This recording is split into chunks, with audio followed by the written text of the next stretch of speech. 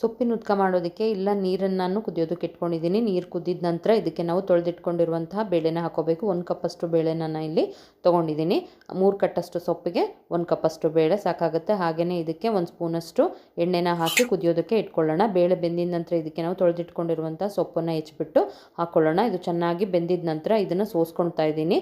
ಕೆಳಗಡೆ ಕಟ್ ಬಂದಿದೆ, ಮೇಲ್ಗಡೆ ಬೇಳೆ ಸೊಪ್ಪು ಬಂದಿದೆ. ಇದಕ್ಕೆ ನಾವಾಗ ಒಗ್ಗರಣೆ ಕೊಟ್ಕೊಂಡು ಕಾಳನ್ನು ಮಾಡ್ಕೊಳ್ತಾ ಇದ್ದೀವಿ. ಹಸಿಮೆಣಸಿಕಾಯಿ, ಈರುಳ್ಳಿ, ಸಾಸಿವೆ, ಜೀರಿಗೆ ಎಣ್ಣೆಗೆ ಹಾಕ್ಕೊಂಡು ಒಗ್ಗರಣೆ ಕೊಟ್ಕೊಂಡು ಇದಕ್ಕೆ ಇವಾಗ ಅರಿಶಿನ ಪುಡಿ ಹಾಕಿ ಚೆನ್ನಾಗಿ ಬಾಡಿಸ್ಕೊಂಡಿದ ನಂತರ ಇದಕ್ಕೆ ನಾನಿವಾಗ ಉಪ್ಪು ಸೇರಿಸ್ಕೊಂಡ್ರೆ ಕಾಳು ರೆಡಿಯಾಗುತ್ತೆ.